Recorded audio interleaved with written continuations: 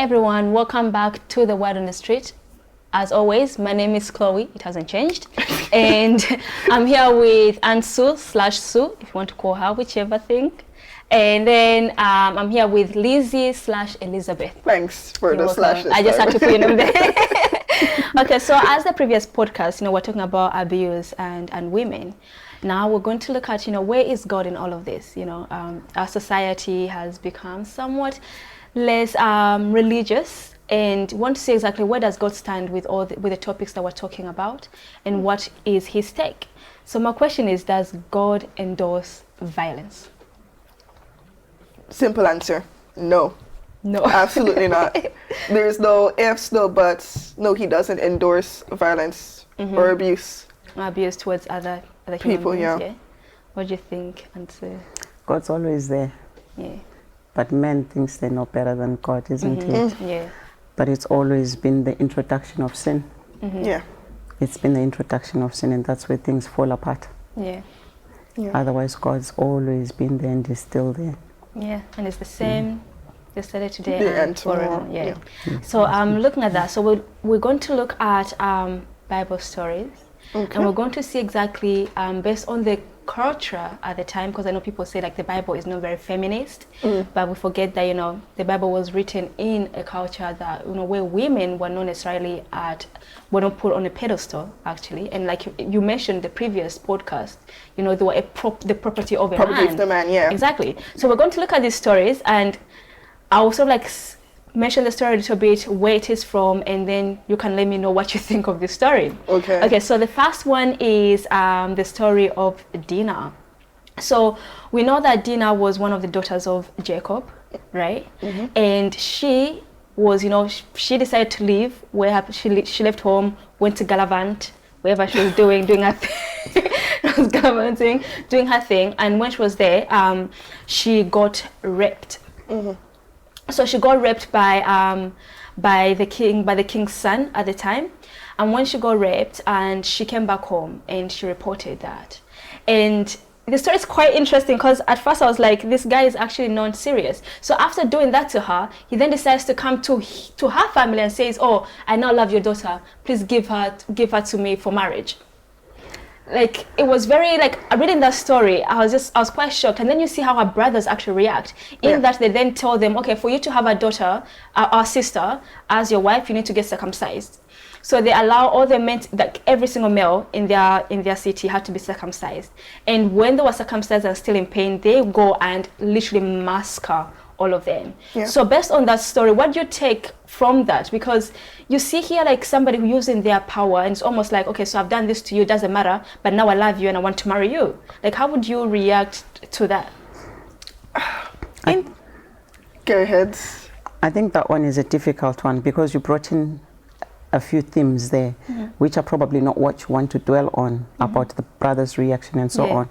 Because on the one hand, you are saying woman is an object, and then on the other hand, the brothers clearly love their sister, but it's the way they are protecting her, after the fact, that they were so angered by this one act, that even after making, they gave these guys conditions, do this, and then everything will be okay, everything will be resolved. And then in their weakened state, then they're going to, get rid of all of them, a total massacre when they're in their weakest stage. So that was still unforgivable, But they did what they thought was right, because they wanted to protect their sister. They felt that you've defiled her, you've not honored her. And again, because when we throw back to the culture that you're talking about, women and what was it, it's in terms of getting together with a man. If you violated a woman, you slept with her, you were considered to be the husband thereof. So that's what you have to look at. So the king's son was trying to do right, because somebody has actually gone to him and said, look, you can't do this and still expected to get married to another man. So he was trying to do right, to say, yes, I've done wrong, but that was actually something, he was almost asking for forgiveness. I'm going to do right by you and marry you. And then still that act happens afterwards. So that's what sometimes you're trying to find a balance here, that yes, in the Bible, sometimes women and the way they're portrayed, sometimes it's as if there's not much to play with, But there's, in that one story, there are a lot of themes that emerge from it. And you've got to be careful what theme you want to pull out from it. Jacob, the brothers, you'd ask, where were they when she was violated? And you'd say it rightly, she strayed away. So now there's a message even to the woman of today. Yeah. Should you stray away from home? Should you listen to your mom and dad? Do you listen to your brothers? You know, and all sorts of things. But is that what you're saying? That the world out there is unsafe. So stay at home within these parameters. Don't explore. Don't try to be. Whereas nowadays, what are we saying to young women? Go get it, girl. Go for your dreams. Don't be afraid of spaces that haven't been unexplored. You be the first astronomer. You be the first. You do this.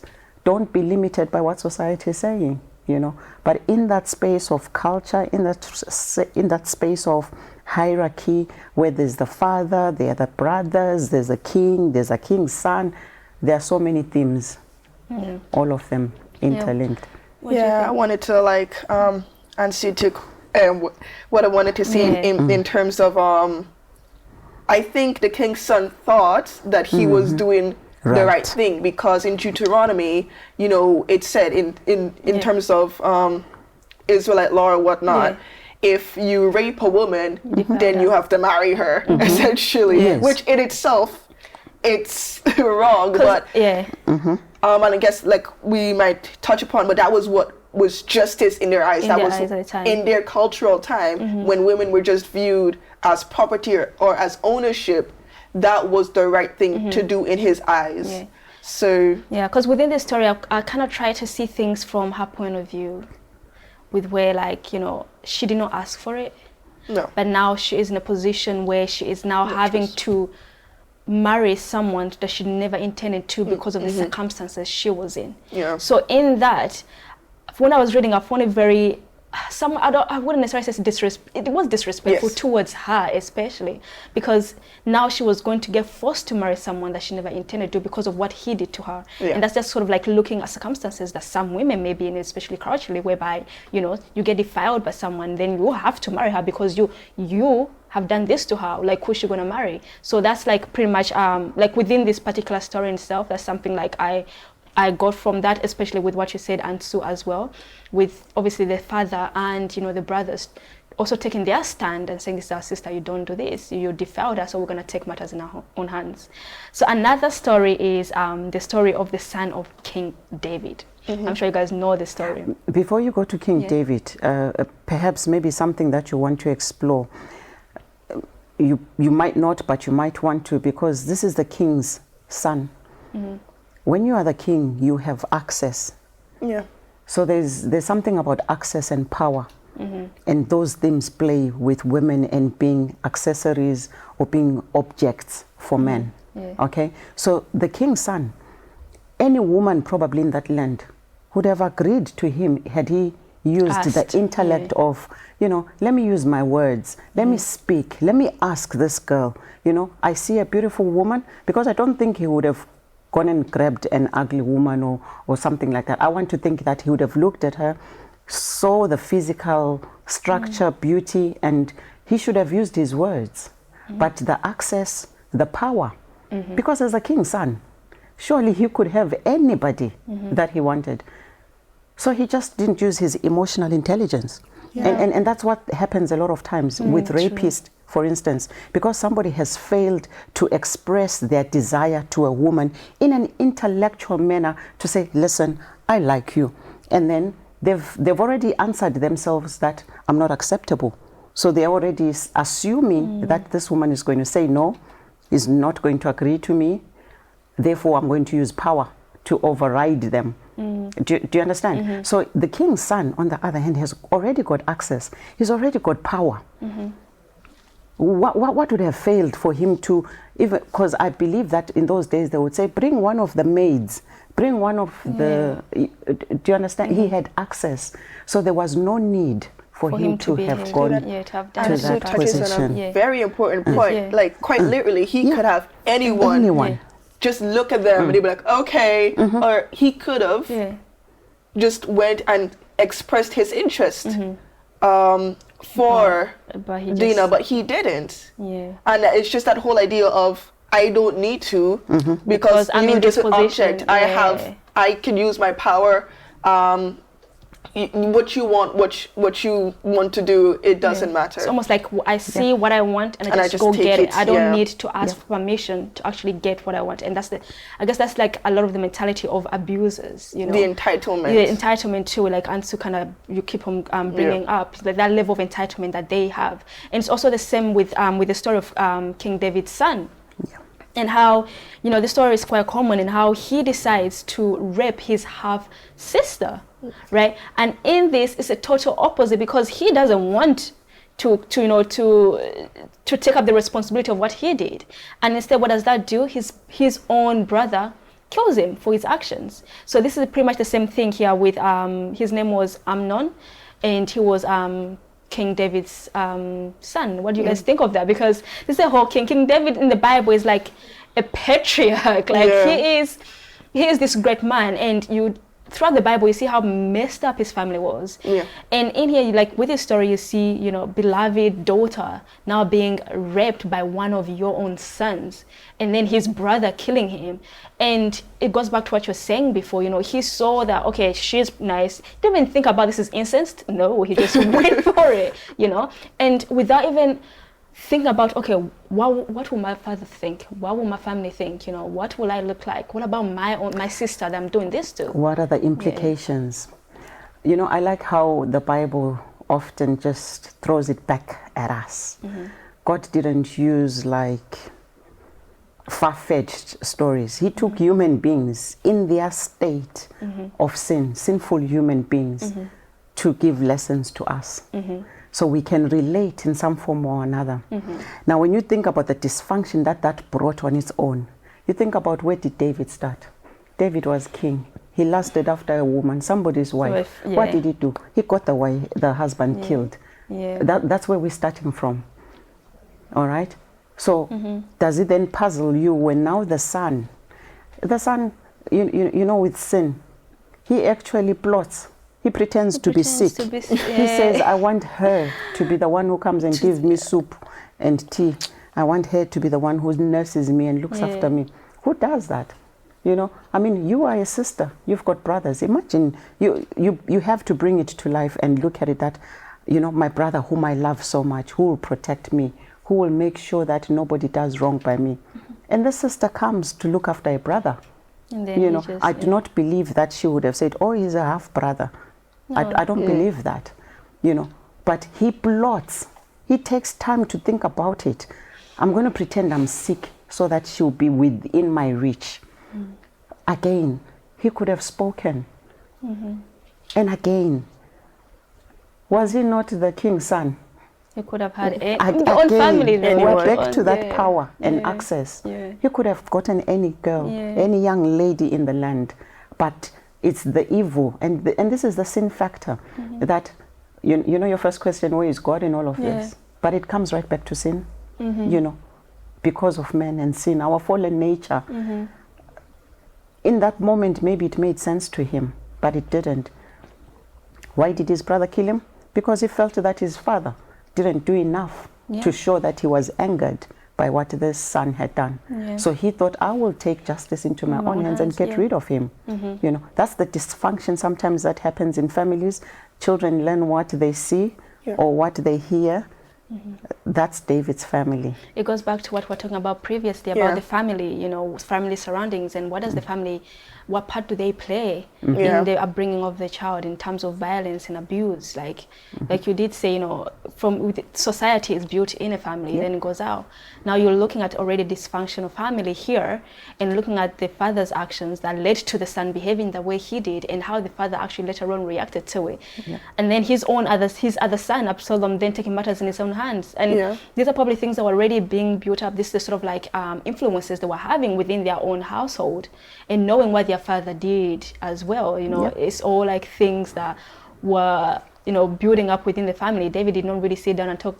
Probably he did, probably he didn't. Like, you know, to talk to his sons about these issues in his family. Go on, Liz. Yeah, no, it's interesting with the two family dynamics. You know, with Jacob's sons, they also threw their brother in a ditch and then sold him to slavery. And you know, with Absalom, so So you're seeing the dimensions of not teaching your children the correct manner, you know? You know how they should, what we were saying in a previous podcast, you know, it's all about what you're teaching them. You're teaching your daughters how to be good wives, but what are you teaching your sons? You know, these are not their only inflictions. These two sets of family and others were greatly troubled, and you know, they weren't taught the way they were supposed to be and how they were supposed to behave as humans.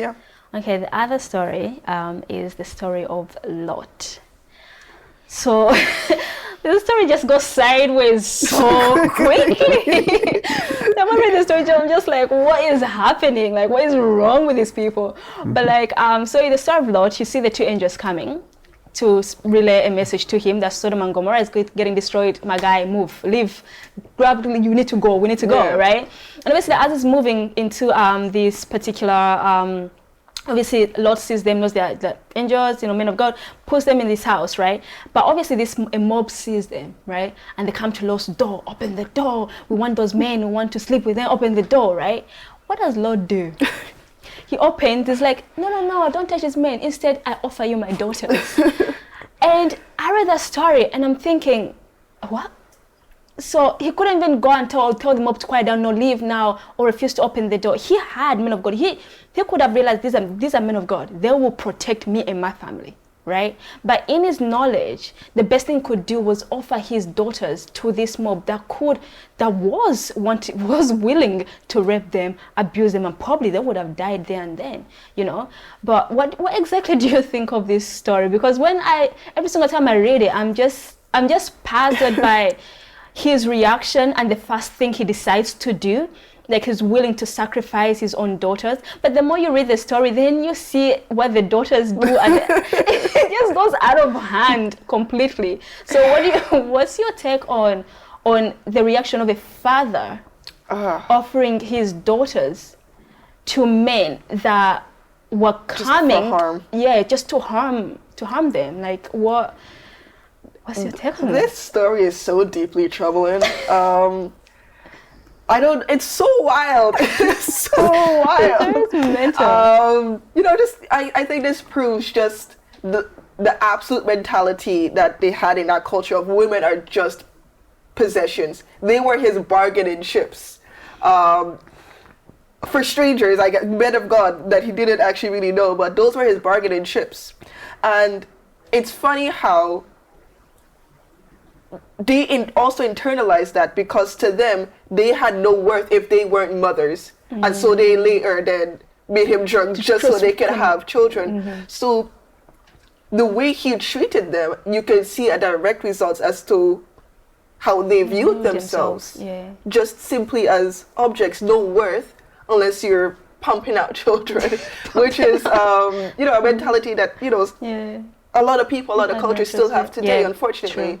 But no, I think there's no true story that shows the mentality of what women were viewed as. Then I think Law is one of the Law story is a bit wild. What do you think? As you're quiet, as a parent, trying to unpack it in my mind. Think of it as you were a mom. Like Lot, I'm assuming Lot's wife was in the same room, and you're a mother, right? And imagine like that just happened right in front of your eyes, and you're seeing their dad saying, okay, you guys go ahead, let's protect this man, you know, come on, move, you know, and trying to push them out of the journey, offering them to. I think the dynamic is huge in saying, the position that it puts me in is, can I protect God?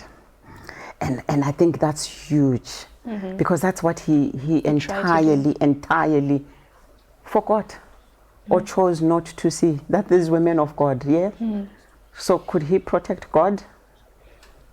He already saw their divinity. He was already aware of it. And that on its own, it was almost like the divinity of God versus the men of Sodom and Gomorrah.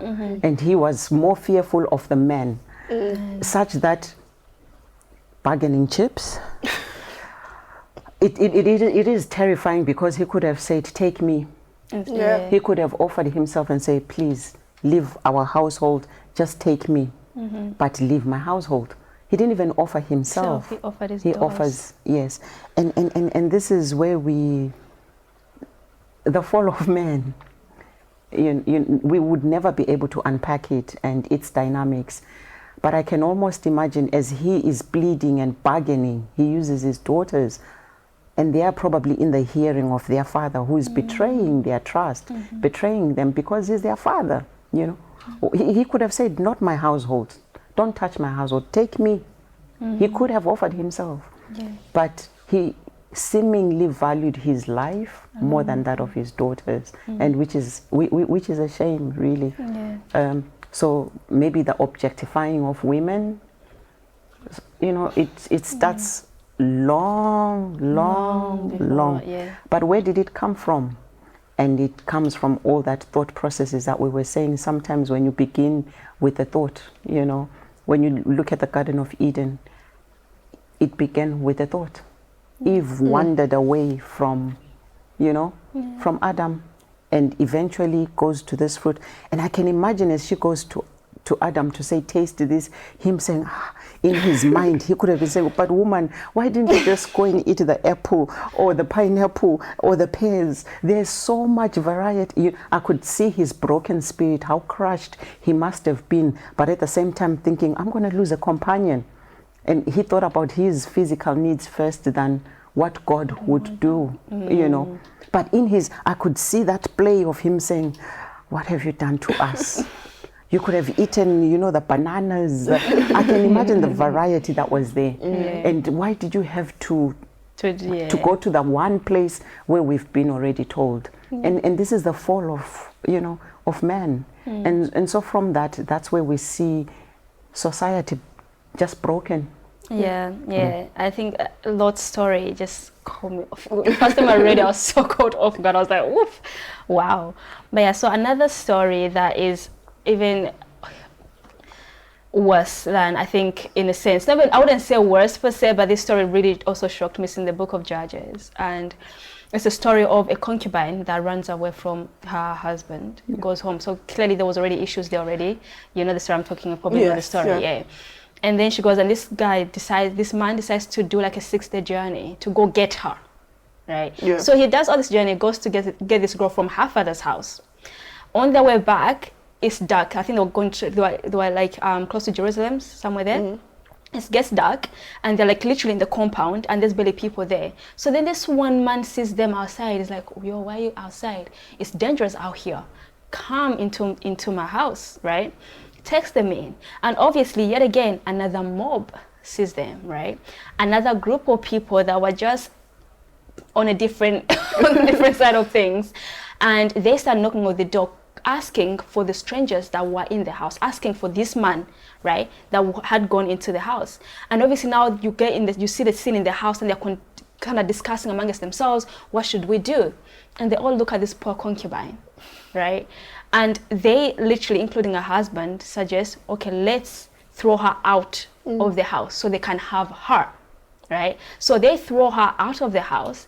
This woman gets raped. She gets abused by these men, and she's left at the door, just there.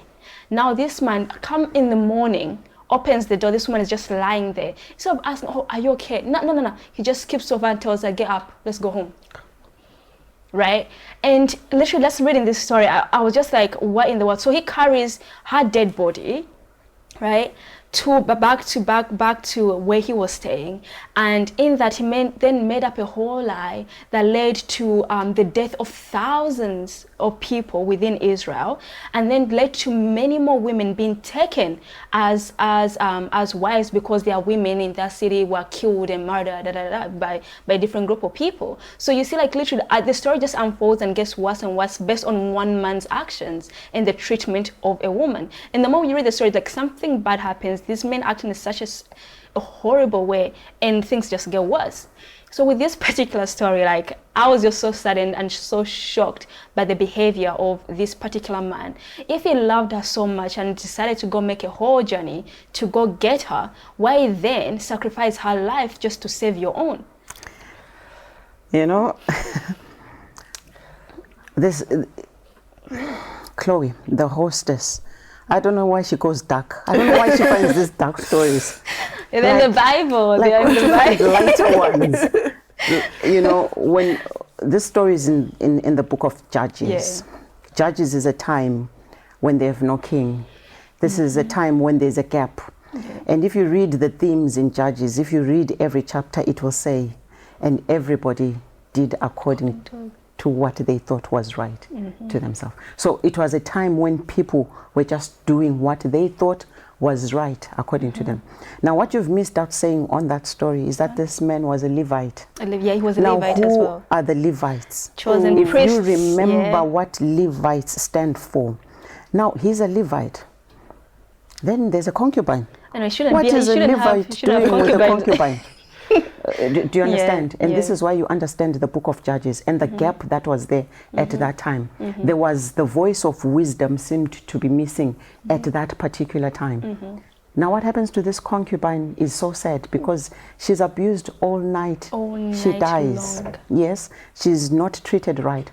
But what that Levite does, he chops her up into 12 pieces, isn't it? Then, These were representing what? 12 tribes. The 12 tribes, you know. So in his own mind, I do not know what he's talking about, what his thinking process is. But you've got to see that some of these stories and the themes are so, they are huge. We could not unpack them just sitting here. But just by that one treatment, that objectifying of a woman leading to her death. And then when somebody says, where is God? That is such a deep question. Because you know, her family, maybe her parents, somebody will be saying, where is God in all of this? And I know that the world out there sometimes throws those questions at us and we can't answer them. But believe me, sometimes when we do say, try Jesus, just try him and you will find peace. You know, you'll find that he's there. He's never left. He's always there. It is the sin factor, the fall of men that we could never, you know, I said in another podcast that, you know, it's like sin and getting a degree in sin. You know, you get a PhD because you're perfecting sin. That's what happens because nothing is new under the sun. So what you see happening today, some of these things have been happening. I mean, let's look at the Bible. We're talking about how many thousands of years Yeah. ago. And that's what we're talking about still today. That the women are still being objectified. They're still just maybe treated as accessories, or they're not important enough. Their voice is not loud enough. They shouldn't be heard. You know, they don't matter. You know, and this clearly, this topic, as we will see probably with other topics, is one of those topics that are so close to women and it touches us deeply. But even when you give us these examples, Chloe, try and be light. You know? No, I mean, these examples are quite extreme, but also in a sense, like these are things that still do happen today. Yeah. There's so many several stories of young girls that have been abused, that have been raped, and you find them dead on the streets. Their bodies thrown in some lake somewhere. And these feel like they're very difficult things for us to address and very, it's just so inhumane. And trying to see, when you're speaking of like the question I asked earlier, where is God in this? And looking through these stories and I'm thinking, did they repent? Did they realize that they actually did wrong, especially for the last story? Like this particular Levite, knowing the position he was in as a group of people that were chosen as priests, right? And him behaving in that manner, did he realize what he was doing? Did he ever repent for that? Did he actually at some point think, you know what, I'm doing wrong right here. I'm doing something that is incorrect. And you're talking about like sin. And I think sometimes we look at these situations, anyone to see, you know, God, where are you? Why this? Why that? Right? But then we forget about the fact that people have choices. Free will. Yeah. People make their own choices. If it were up to God, honestly, and he was to control everything, people then would say he's a tyrant king. You know, you are forcing us to do A, B, C, D. And if anything, wouldn't be in this mess because his love for humanity, even to the lowest, you read through the New Testament and how he says, you know, he's no respecter of persons. He doesn't care where you're from, what you do. You are all his children equal. Doesn't matter who you are, male, female, right? And I don't know, like these stories, honestly, when I was also reading them, I was extremely shocked by the culture at the time, and understanding that these people were in such apostasy that they treated their women like that. And the question is like, how about us now? Reading these things in the Bible that were years and years ago, thousands of years, you know, and now looking at our history, looking at our society, looking at our community now, like what lessons can we learn from those stories, and how do we apply those stories to us today? So that's like going to be like a little bit of a discussion today, and then we are going to look at, you know, what does God say towards abuse or abusers? You know, what does God have to say to them? How does God exactly address people who wrongly, you know, afflict pain on people who cause other people to suffer? You know, so what do you think? Like, what do you think God is saying to humanity through the Bible about abuse? And you see very many times, and so you had mentioned earlier in the past podcast that with the woman that was caught in adultery, how God dealt with that, how Christ dealt with that situation. Yes.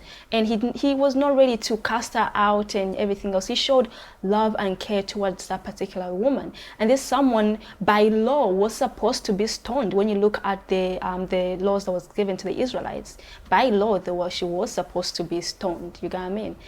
But the thing is, the question is like, exactly in that story, there is the woman, but where's the man?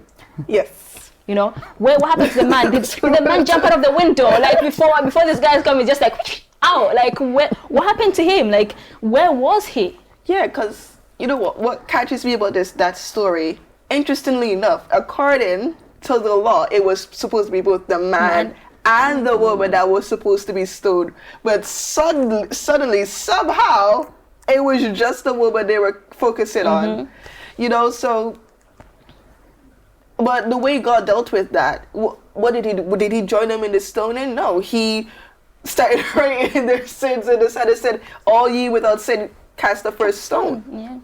You know, so right there, right front and center, that is what God says concerning the abuse of women, right then and there. Perfect example. You know. Like, you cannot just deal with them the way you wish to deal with women. And you see many times when you look at, as you give so many different examples in the previous podcast with Mary and washing Jesus's feet with her hair, you know, with the alabaster, putting perfume on his feet, and you see him mingling with people that were considered low in society. You see the different laws that was given to the early church. Look after the widows, you know, cater for these people that you may consider low in society. You have to cater for these. And then even in the Bible it says true religion is this, you know, to cater for the widows, for the orphans, you know. So looking at our society and the fact that we have this level of hierarchy and people are down, these people are up, you know, and how we behave in our society now is not very reflective of what Christ asked us to do when he says love your neighbor as you love yourself. You know, when you look at the next person, how you treat them is very important, because you're loving yourself as you do, you have to show the same love to somebody else. So with how women are being treated in our society today, it does not really give the aspect of love that is required. And when the Bible gives the example of the church, you know, you are the church in terms of family, you know, how Christ loves the church and expects the husband to love his wife the same way.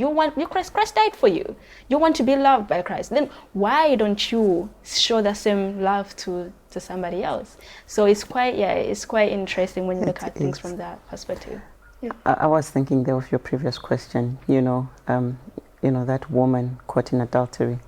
And I thought, you know what, this was a trap. This was a trap. I can almost see it, you know, whether they're waiting, you know, what did they see? They gather so quickly. What happened? You know, tell us the full story. Don't give us, you know, and I always say, you know what, this was a trap.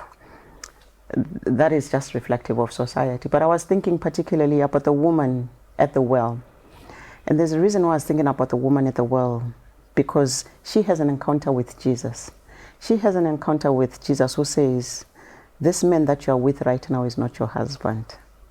You know, because you've already had what? Several other. Yeah. About 5. Yeah. Yes, and the man that you're with now is still not your husband, you know. And for me, the question was, there's something beautiful about this woman.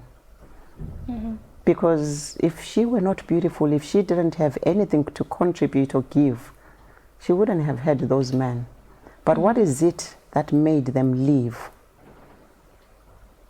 You know, and again, it falls back to the objectifying of women, you know, and how society is designed as women having to be dependent on men for them to be recognized. And this is where the society is even today. We teach our young women to value marriage as if it's the highest attainment, you know. Like once you're married, you're like finished, It's completed. that status, you know. We want young women to, like I said, we in that previous podcast, we start teaching them from an early age how to manage a home, like it's the highest. And so for you two young ladies, I can imagine how many questions have been coming your way. When is the wedding? When are you getting married? You know, it's your turn. and no. And believe it or not, and it's in this day and age. If I threw it back at probably, you know, our videographers, if I threw it at Kokin or Benji, does he get the same questions? And you'll be surprised that he probably doesn't. But our young ladies who are probably the same age are getting bombarded and pressure from family. And that pressure ends up leading to all these untimely unions or not well thought out and people who are not ready and so on. But it's the pressure. That pressure comes to women, you know. So this woman at the well, perhaps the pressure of that time was, you should be with a husband.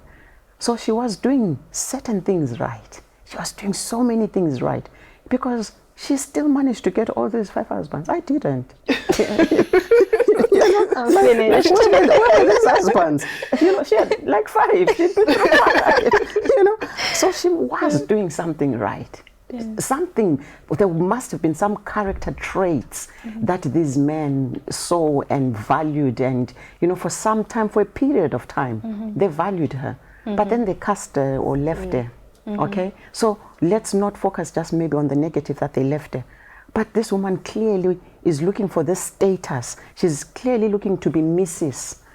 You know, and that's where that's where it stems up from. Because nowadays, even if you say, I'm not married, then sometimes they don't even listen to you.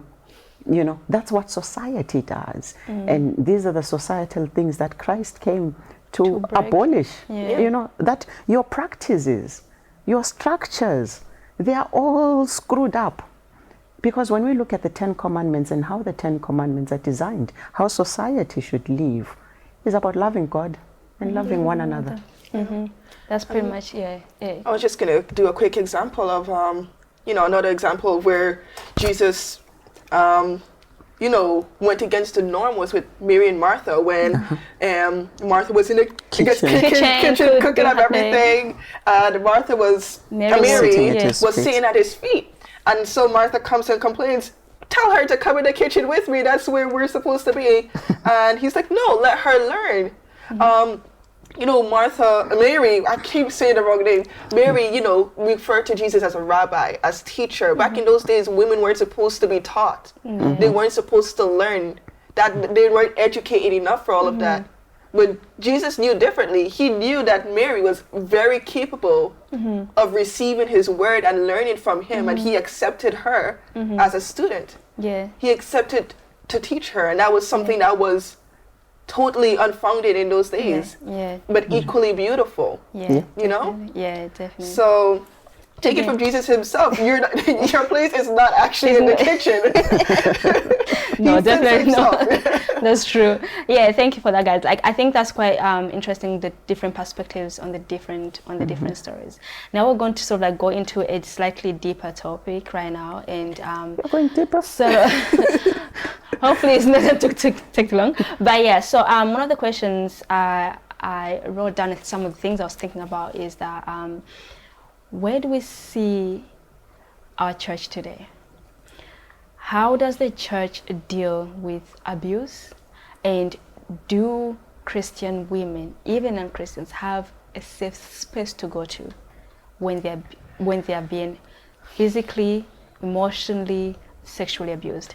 Now, just a while back, I watched a video of a certain church that, their pastor was sexually abusing his secretaries as well as a minor. and this child struggled to speak out because it's a person that has a very, you know, high status in the church. They're pastors, you got what I mean? And eventually, years later, that's when they decided to sue the church and then obviously report this particular man. And this is not something that's just sort of like just coming out. You look at the apologetic pastor, was it Ravi, who was then, after his death obviously, but then later on they find out that, oh my goodness, like he was sexually abusing women, manipulating them spiritually, and everything. This is all things that happen in the church, but they're kind of, you know, pushed under the carpet. They're kind of, you know, don't talk about that. That would never happen in the church. We have different stories of people we know our age that have been harassed by men in the church, grown men in the church, but yet they will not speak about it in the church because there is a certain standard that the church has to have, a certain look from the outside that they have to have, that now these young women are left to stay silent about it and they can't say anything. So where do you see God in these particular situations within the church, and how should the church behave when these situations are brought to light? I feel that deep sigh from Lizzie and it's almost pressuring me to speak first. First I wanted to say, when things were being done wrong in the church, Christ turned the tables and actually whipped people out of the church. And that's the first picture I just want to throw at that. You know, Lizzie said in one of her past comments that Christ actually says, he who has the first, you know, throw the first stone or whatever, he who is without sin. Yeah. That's who he was, that he wanted the church to reflect God's character. The church is supposed to be reflective of that. We are the church is the people. And the reason why we're in church is to worship a loving God. So you are right saying that society is looking at us, we should be perfect, we should be this. You know, remember again, when we come from the family and we're saying family makes up the community, community makes up the society. Church is a place for broken people to come and find peace and healing. You know, they are scarred people. They have past. They are walking journeys. They are learning, you know, that Christ way. They are there to be healed themselves and to even be conduits to healing of others. We need to keep track of that. And when we focus on men and saying men, women, children, we are all there to look for that love that Christ is sharing with us, then we are beginning at a place where we are forgiving. But if we look at the church as the perfect place or perfection, then we will never find it. So where do I see the church, or where do I see God? I think God is still working in his church today. And even by having this podcast, this platform, I believe that we're moving in the right direction. Sadly, because we said we're in a patriarchal society, the people who are holding the positions are often men. And so I don't see women really feeling safe enough to go to another man to report some abuse. And that's the starting point. In our churches, do we have safe spaces? Do we actually invest in that time or in those spaces? Because sometimes, you know, it's the way we do church. We have so many programs. Let's do evangelism, let's do this. It's one thing after another. But when we do inreach, when we do it inward and look at some of these small little things and create those spaces that in the afternoon, let's have tea with Auntie so and so. Let's say, you know, in a space where people can actually speak freely and talk about it. You'll find that even the men who are there or creating the abuse, they themselves are broken. They themselves don't know better. So even as the word is being preached from the pulpit, you know, charity begins at home. Many don't know how to be that charitable to their families, or be that love to their families, or be that kind. They'll be kind to everybody in the church, but they are home, you know. So that's why I'm saying the church is a place for healing, a place for growing. Let our churches be places where young men can approach, you know, their elders, where young women can be able to approach without fearing that there will be, that there will be men looking at them, that there will be, abused and so on. That's what we want for our church, to be a place, a safe space for everybody, because that's the Church of Christ. And remember what I said, when he saw wrong things happening in the church, he actually drove people out, because he said, this is not my Father's house. That's not what it's about.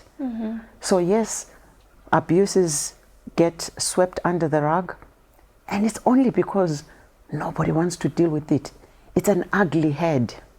Nobody wants to say, oh, this woman has been abused. And some places counseling by pastors has been given to say, go back. And some people have died because they went back.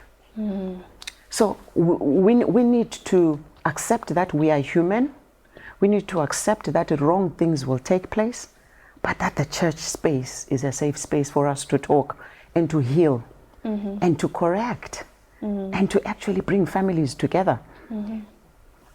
Yeah. So, and I know that a lot of pastors, they go through counseling courses because that's what they will deal with. When you are shepherding a flock, people will come with different challenges. Pastors are trained for that.